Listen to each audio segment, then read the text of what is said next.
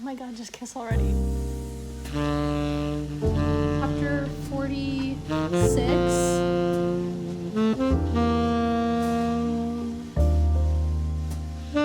Yeah, there's a lot going on. Hello, my name is Taylor and welcome back to my channel. Today we are going to be reading A Court of Silver Flames by Sarah J. Maas. This is the fifth and last book that is currently out in the ACOTAR series. Book 6 is coming out in October and book 7 is coming out in January. So we do have a few months to wait, but it's really exciting that this series is still continuing because I started reading this series about 3 weeks ago and I have been flying through it. I've absolutely fallen in love with Sarah J. Maas's writing style, the plots that have developed throughout this series, as well as the relationships and all of the characters that stand out in here, and I'm absolutely in love with it. So I'm really excited that the series is continuing, and I'm really sad that this is the last book that I have until October, but it's okay. It's fine. The memories, the plot, we're here to stay. We're here to stay. It'll be okay. I have all of my other reading vlogs from the previous 4 books in this series up on this channel. So this is gonna follow suit just like those other videos. This is gonna contain my raw, honest reactions. It's gonna be semi-vlog style, as well as just filled in with updates of my reviews and kind of the plot and what's going on with the book. So this video will contain spoilers. So if that's kind of your style and you've read these books and you love them and you just want to see someone else reading them for the first time, then I hope you stick around, and I'm super excited to get into this one. I kind of mentioned this in the last one, kind of what I thought some of my predictions for this book are going to be. I have a very, I feel like, sound prediction that this is going to have much to do with the Autumn Court. We have been through the Autumn Court one time in book 3. That is how Lucian and Feyre fled from the Spring Court, as they had to go through the Autumn Court. And we've had interactions with some of the characters in the Autumn Court, dating back to the first book, even Under the Mountain. So I'm really interested to see how all of that is going to pan out. And there's a lot of unknowns. We have the possibility of tracking down Bryaxis in this book. He wasn't tracked down in the 4th book, so there's a chance that he could be found in this one. We also have the possibility of finding out whatever that darkness that was kind of looming in the forest behind Morrigan's estate was. So a high probability that we're going to see a lot of character development from certain characters that we kind of started to see a little bit more in the book 3 and 4, like Elaine and Nesta and how they're fitting into the Fae world. I'm super curious to see how Nesta's character develops in this book in particular, because 4th book she was doing rough. We didn't really get a lot of progress with her, unfortunately.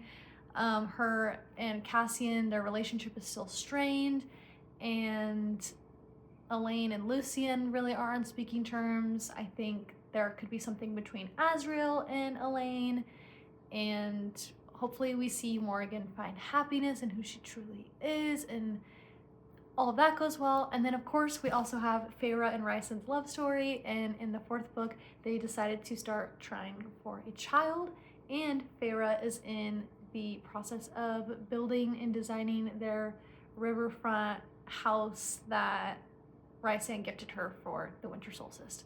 So I'm super excited to see if this book just picks up immediately after where we left off, or if it's going to be fast forwarded a little bit, or if we're going to get multiple perspectives like the 4th book. So I'm super curious. Those are only just some of my predictions. Obviously some of those things may happen, some of them may not. We might be left on a cliffhanger at the end of this book, as we do have book 6 and 7 coming out. Maybe it ties up in a nice little bow. I genuinely have no idea, but I am so excited to find out. This book is the largest book so far that is out. It comes in at 751 pages, so it'll probably take me a little bit longer to read than the other books, but that's okay. I'm gonna try to take my time. I'm gonna try to savor every moment, and I'm gonna bring you along. So if this is your style, then I hope you'll join me.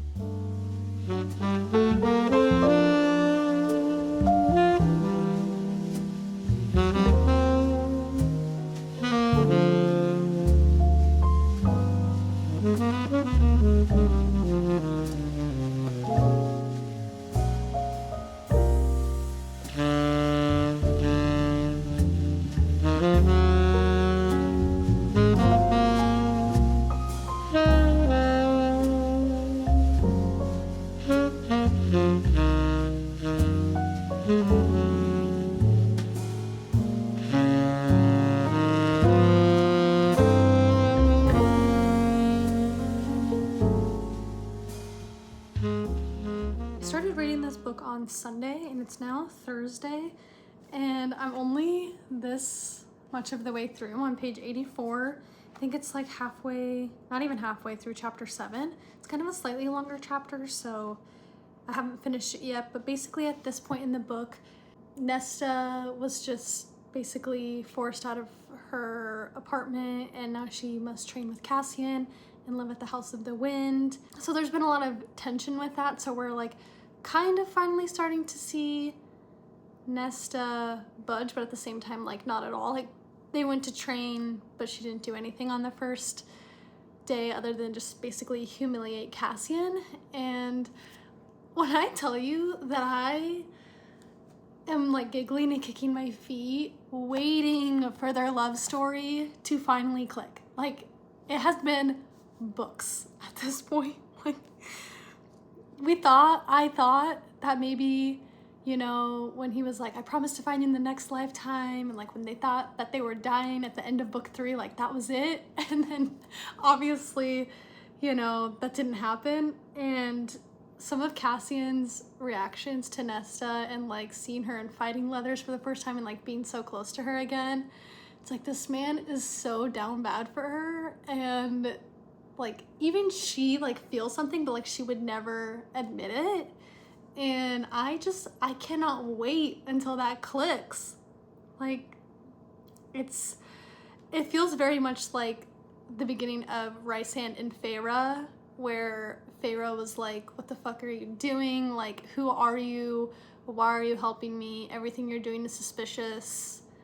And Rysand trying to help Feyre out. Like, it feels so much like that. And so I know that like this buildup, like it's gonna be so good, but it's also like kind of agonizing.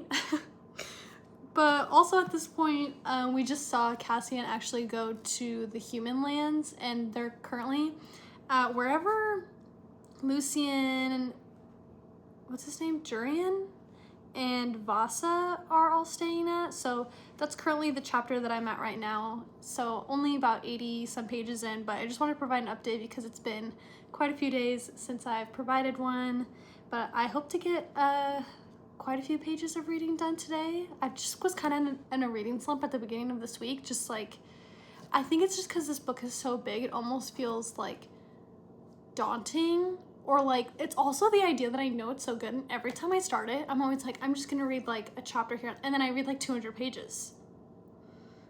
And I can't be doing that all, like I have other stuff I gotta do as well. So, but I do have some free time today, so I'm really excited to get a good chunk of reading in. I have my little iced coffee over here, so we're just gonna sit here for a little bit, I'm not sure how long, and just kind of binge it for a while. I'm really excited.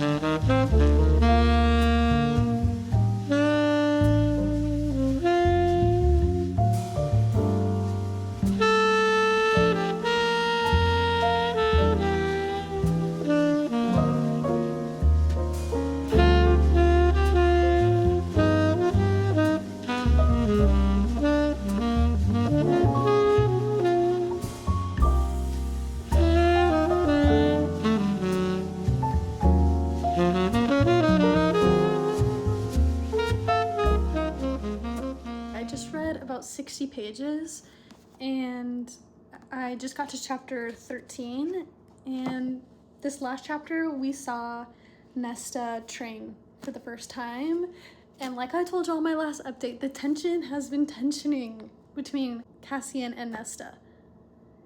Like, it's so good.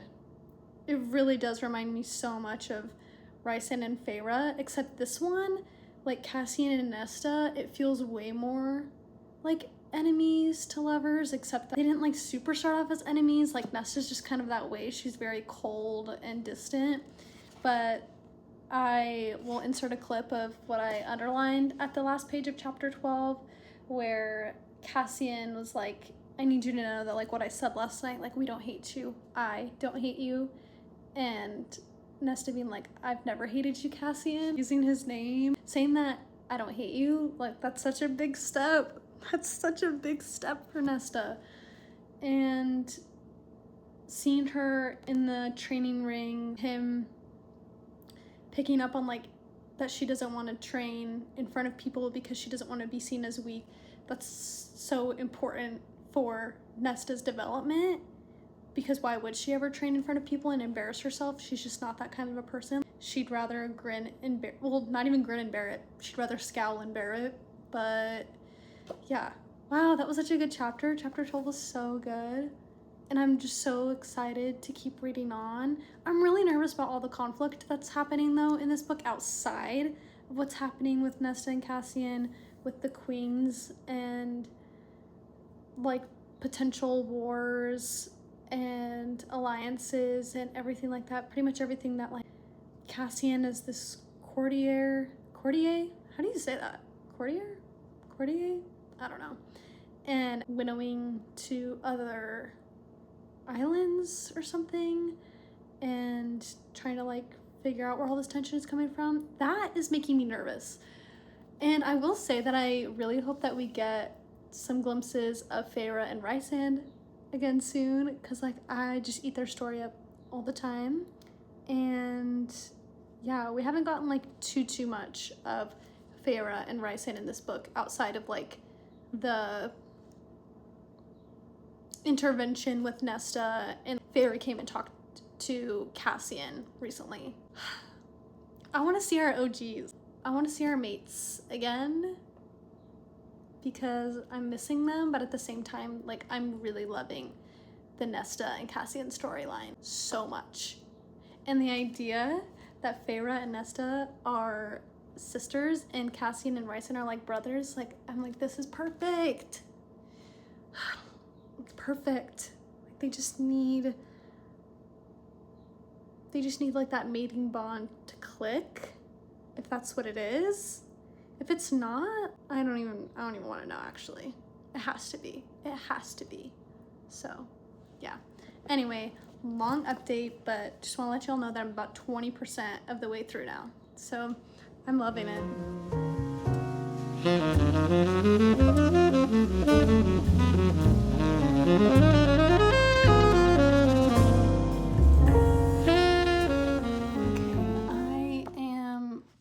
Quarter of the way through now.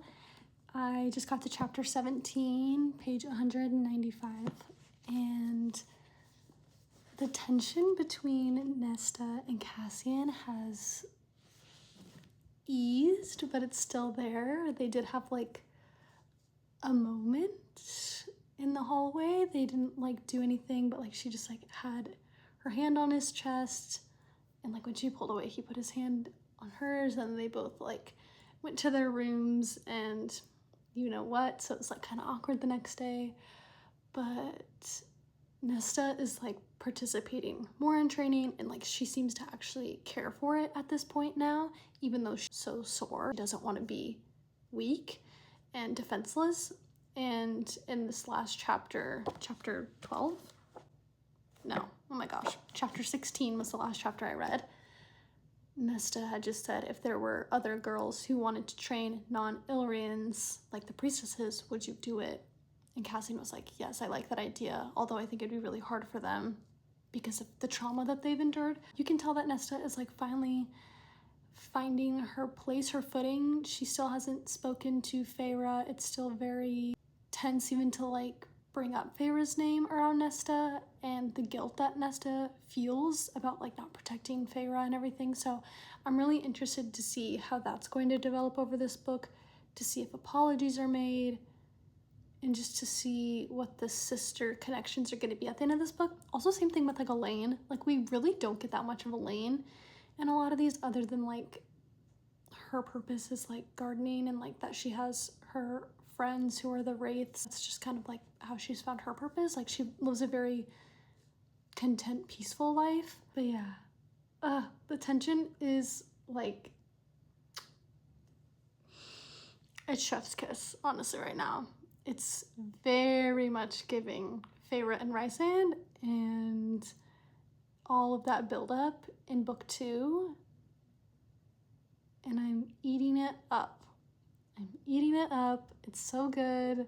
It's making me giggle. It's making me like gasp. Like you're on the edge of your seat reading this. It's definitely like a page turner reading about Nesta and Cassian, because you're just like, oh my god, just kiss already. Like, just confess your love. Like, you both like each other, but I don't know. It's so good. And yeah, I'm now 25% of the way through.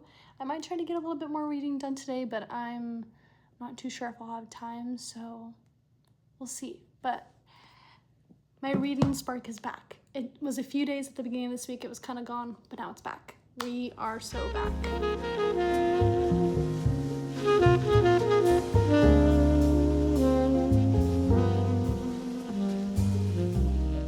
They were just arguing, and Nesta told herself it was to knock that smirk off his face that she curled her fingers in the leather and hauled her mouth to his.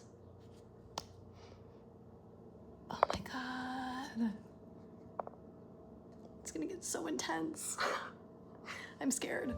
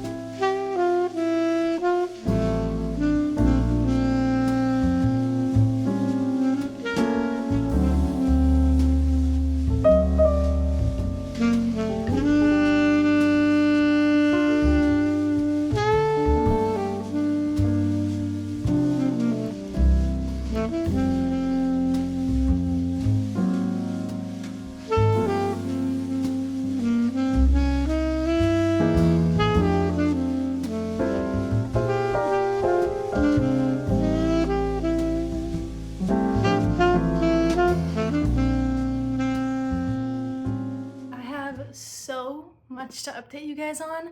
I ended up reading like 352 pages yesterday, I think is what I ended up calculating. I started at page 84 yesterday and I finished on page 442 last night. So I just got to chapter 42. I only read like the first page and a half of chapter 42 and then I was like, I need to go to bed. I can't look at a book any longer. My eyes hurt so bad. But that's my problem with this series is like I'll go through a rut where I won't read for like a day or two, and maybe when I start the book I'll read like 60 pages, and then as soon as I get into it I can't get out. I'm there for 200 to 400 pages. Like I just can't like get up. I'm so invested, and so much happened since I last created an update. I had a doctor's appointment yesterday afternoon and I brought this book along with me, and bold choice by the way, but I knew I was gonna have to like wait for a while. And basically Cassian had done his other end of the bargain, got even with Nesta in terms of like the spice, and I was reading that part in the doctor's office like trying to be so straight-faced, trying to be like, like this isn't affecting me. And also when I was in the doctor's office, it was also the point where Pharaoh was like, I can't because I'm pregnant. And I was just like, Like, yeah, what a crazy like few chapters to be reading while I was in a waiting room. But it's fine. I wasn't surprised at all that Feyre and Rhysand are pregnant. The part, I guess I'll just start there. The part that makes me nervous about that is we know that Feyre's pregnant. They know that it's a boy because of like the bone carver's vision of their son. And we also found out that the baby has wings, and pretty much everybody except for Feyre knows that the baby having wings, it's basically almost like a death sentence for the mother or for the baby during the birth process because of just like the wings being out essentially. And so I'm super scared to get to that part where she's giving birth. I'm not ready at all for that. If something bad happens again, like Feyre and Rhysand deserve so much peace. If something happens, I'm gonna lose my mind. But like, surely there's more books. Surely y'all aren't gonna like kill off Feyre or this baby, right? They're both gonna survive.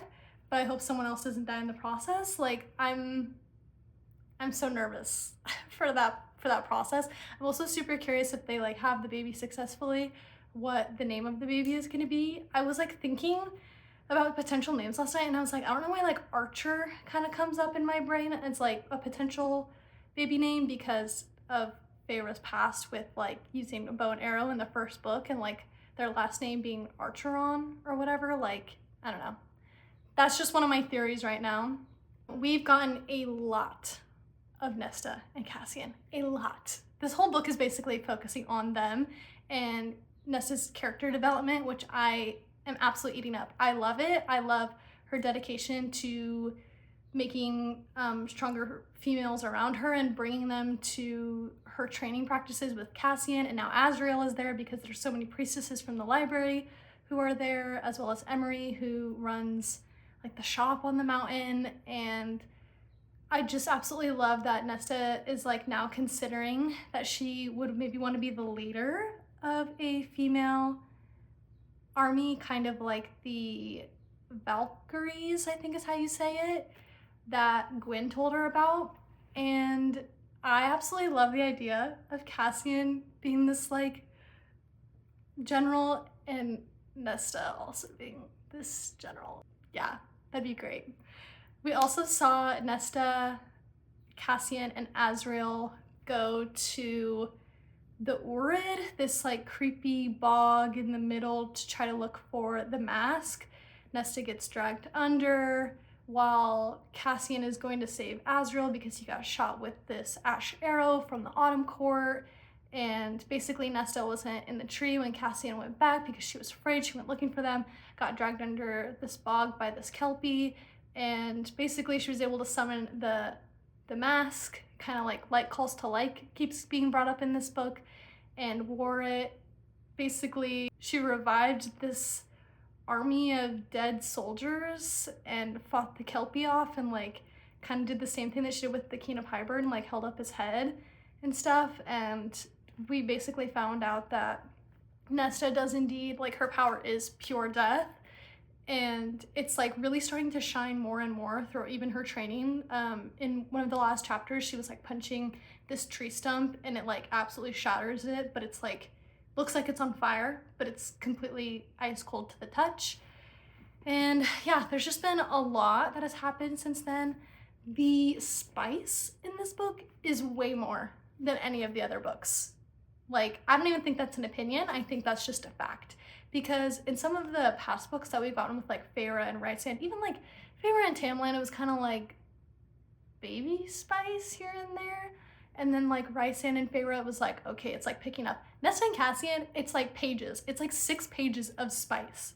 Like the last chapter, chapter 41, literally he says, hold on tight to her. And I was like, I feel like as a reader, you need to like hold on tight because y'all are crazy. Y'all are freaks. Like y'all are so like down bad for each other. And I can't wait for the confession.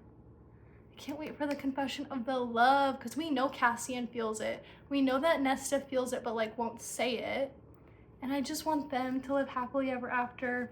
And being about like 56% of the way through right now, I'm really nervous about potentially like a third act conflict type thing, or them getting like split up in some regard, again with Feyre being pregnant, how that's gonna all pan out. And then there's still all of this like conflict that's going on behind the scenes where they're looking for the mask, the crown, and what's the other thing?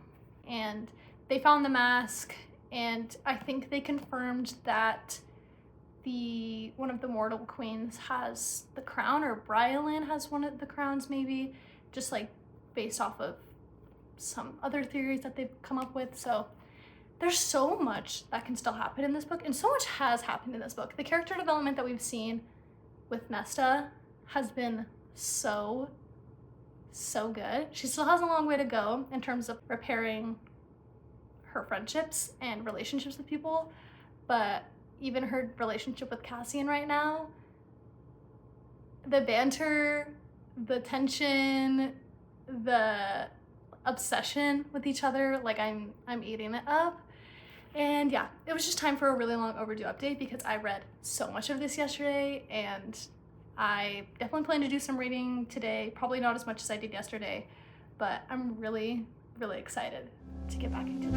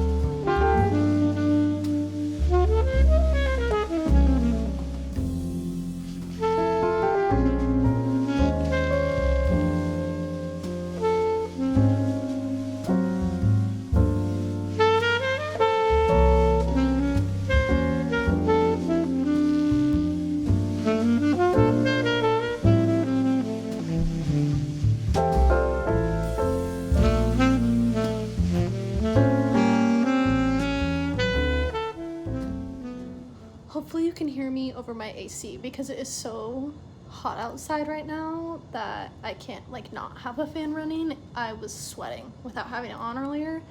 But what chapter was this? Chapter 46. Nesta just told Feyre that her baby could die or end up killing her because she was furious about the whole sword thing that Cassian brought up. And then she was furious at Amren because Cassian told her that Amren and Rise were the ones who voted against telling Nesta about the power that they wielded. And Feyre ended up showing up to Amren's apartment to make Nesta and Amren stop fighting.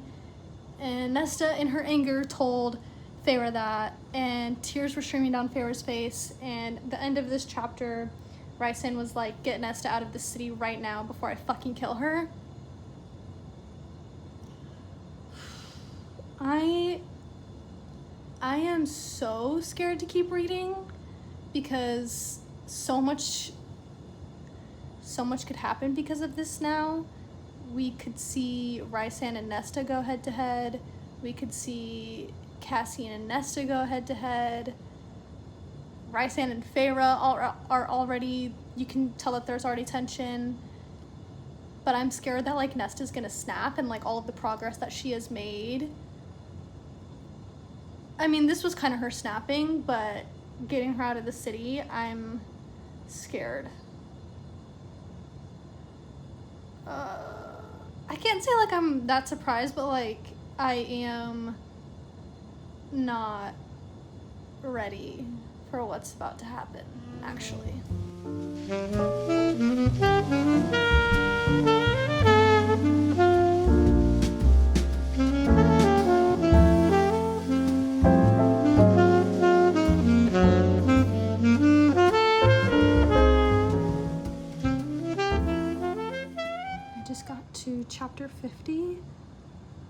And I'm afraid I'm going to cry at this next chapter because Nesta is crying and she's probably going to talk to Cassian and Cassian's going to talk to her, and I'm scared I'm going to cry. Just deep breaths.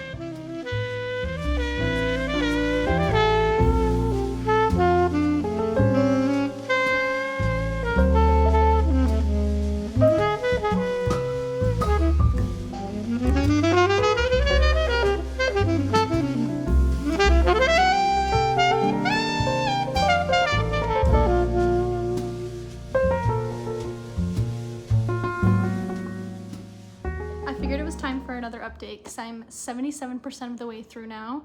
I'm now to chapter 57, and I think the last time I updated was when Nesta and Cassian were on the hike in the mountains. I think they were out there for like a week or so, and they didn't speak for a few days, and then Nesta broke down crying, and it was just like the first time that we really saw Cassian and Nesta have like a super intimate moment where like he was just holding her as she was crying.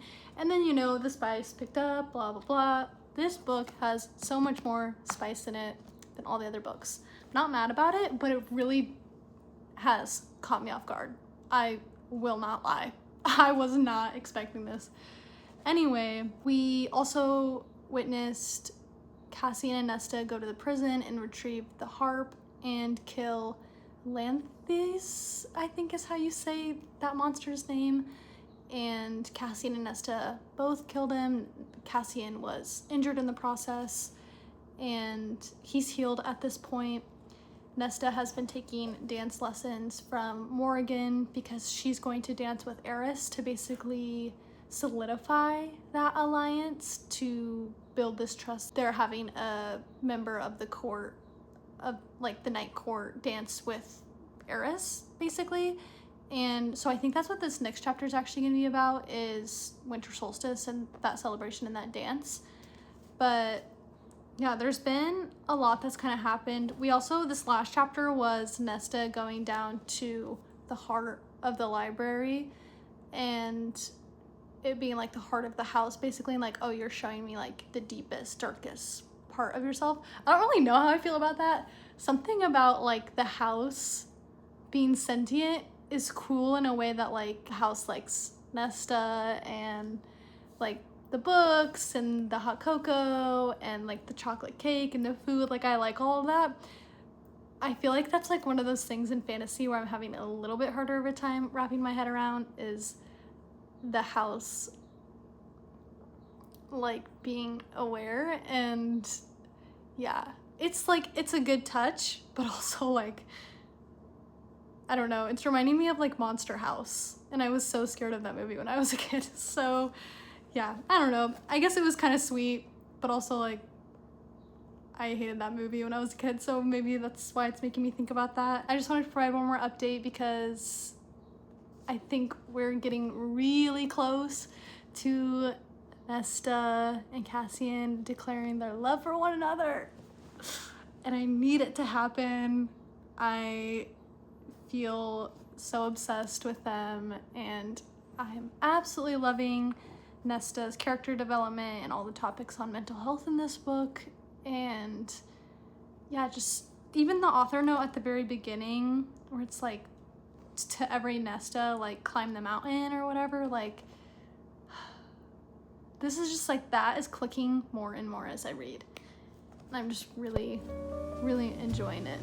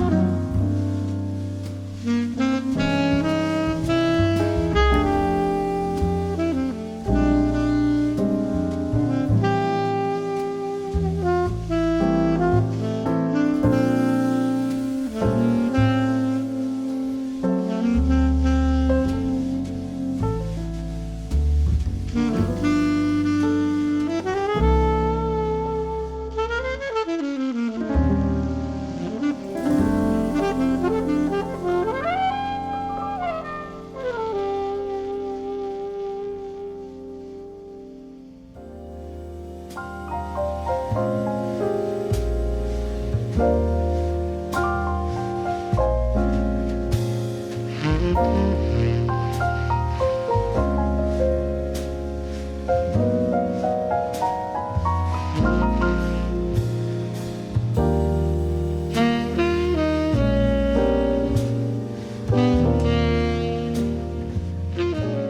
might be my last update before I finish the book. I am 90% of the way through, according to Fable. I have less than 100 pages left. I think I have about 80 pages left. And at this point, Nesta, Gwyn, and Emery were all forced into the blood rite, and they just survived the first night, or at least Nesta helped Emery survive the first night, and this, what is his name, Balthazar, another Illyrian or something like that. I don't know, like another man who was there, who was like, I know who you are, Nesta, I wouldn't do anything. It's been super spooky, and Cassian and Azriel are looking for Eris because Eris was taken to Brylin. And now they're trying to save him.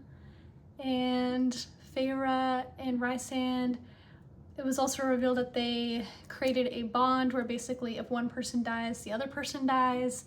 And Feyre is 2 months away from giving birth. So we got 80 pages left. We got 80 pages left.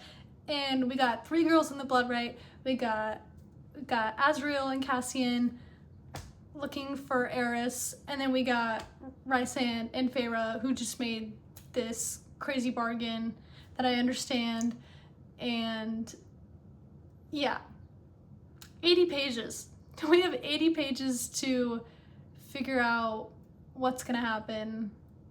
I'm so nervous because I think that this book was published in 2021 and it's 2026, and the book isn't, like, the next book is coming out in October. So I'm like, was there a 5-year gap of like this cliffhanger? Because she was writing these books like 2017, 2018, 2019, like it was like year after year they were coming out, and there's been 5 years in between this book and the one that's coming out. So I'm like, are we gonna be left on like a big cliffhanger that everybody else has just been like waiting for 5 years? Or are we somehow gonna wrap all this up in 80 pages and get back to normal? Because that's a lot. And I think that these 80 pages are all gonna be jaw-dropping. I don't think there's gonna be a minute of calm in like the next 80 pages, maybe until the last one, who knows? So I'm super nervous. Everything is high stakes at this point. Sarah J. Maas is really good at making that happen.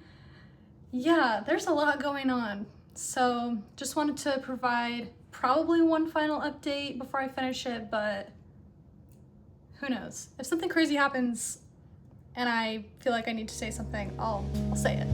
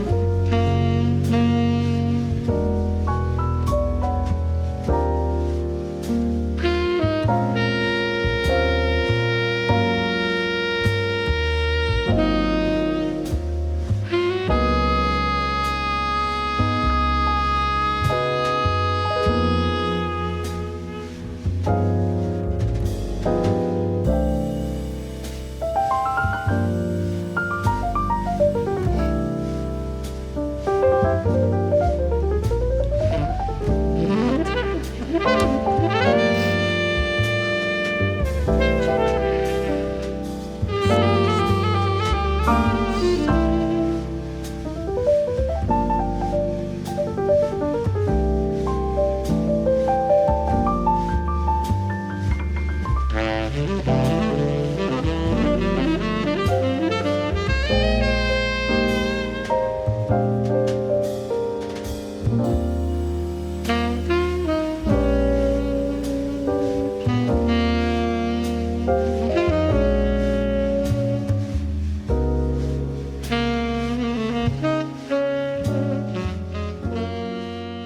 have finally made it to the last update of the last book currently in the Court of Thorn and Roses series by Sarah J. Maas, and I am so sad. I loved this book. Apparently some people actually don't really love this book. It tends to be probably number 4 out of 5, 5 being the lowest of their ranking of the books. And I really enjoyed this book. A lot of people don't love Nesta as a character because of all the wrong that she has done in the past few books, and I totally understand that sentiment, but I really enjoyed seeing her character development in this book and following her journey, particularly everything to do with the training in this book. I think it was fairly realistic in terms of mental health and just in terms of the coping mechanisms that I feel like Nesta needed herself, and especially that hike with Cassian that they took for about a week. I think that was a really pivotal part of the book, and it was so enjoyable to see her change, see how her relationship to other people's changed, see how her and Cassian's relationship developed throughout this book, which was quite the tumultuous ride. You think that they're doing good and then they're bad, and they're good and they're bad. It was whiplash with them. But at the end, and I knew it, they're mates. I'm so excited, and she accepted it, and they were planning a little, a big ceremony with pretty much everybody in Valaris, and Rysand's paying for the whole thing as his debt to Nesta for saving Feyre, which, by the way, that made me cry. That whole scene of Feyre giving birth, we knew it was going to be rough as soon as we heard that she was pregnant and the baby had wings, and basically Feyre and Rysand were both going to die because they had made a bargain saying that, you know, like if one person goes and the other person goes, and all we hear is this Rysand screaming, feeling like his soul is being ripped from his body, and Feyre is just like ghastly pale, and the healer can't do really much to save her, and Nesta gave her powers back to the cauldron to save Feyre, and was just like, I'm so sorry, I love you, Feyre, and just kept saying I love you over and over again, which was just so tender. But obviously seeing Rysand in the state that he is, and how scared he was, and his friends like never seen him like that before, and the pain that he was in watching Feyre go through it. Throughout the books, it's just crazy how much we've gotten to know these characters and how much we've grown to love them. So reading that scene was very rough, but also really tender, because I feel like it was a perfect ending of Nesta having this final act of selflessness after being selfish for so many books. So I think that was really, really important. Also, my prediction about this being in the Autumn Court was so wrong. Like, I don't know why it never crossed my mind that the silver flames could be from the silver fire that was seen in Nesta. I don't know why that just never crossed my mind. But nonetheless, I loved this book. I loved meeting some new characters like Gwyn and Emery, and getting to see Cassian more. He's one of my favorite characters, and I'm really curious to see what the next book is gonna bring. There are so many possibilities of how the next book could continue, and seeing that it's been 5 years since this one has been published, and when the next one's being published, I am so curious to see what's been going on in Sarah J. Maas's mind, and how she is continuing the story, especially with 2 books on the way. I'm also curious if they're going to be 750 pages like this one, or if they're going to be like A Court of Frost and Starlight, which is only about 200 pages. Like, I'm super curious to see if we're going to be back with Feyre, if we're going to be focusing on Elaine, if we're going to be focusing on just someone else entirely, if we're going to be getting like a mixture, kind of like we got in A Court of Frost of Starlight. I'm just so curious to see where the book is going to go. I tried reading a new book recently, and it's just not the same as reading this series. I'm really going to miss this. I'm going to be thinking about this all the time. It definitely became my new obsession between the months of April and May, and I'm glad I picked it up when I did, because I've absolutely fallen back in love with reading fantasy, and I've absolutely fallen in love with Sarah J. Maas, and I cannot wait to continue this series, continue reading her books. And yeah, I hope you enjoyed this final installment of me reading A Court of Silver Flames and reading this series. Hopefully I can get my reaction to the next one, but thank you so much for watching. Bye.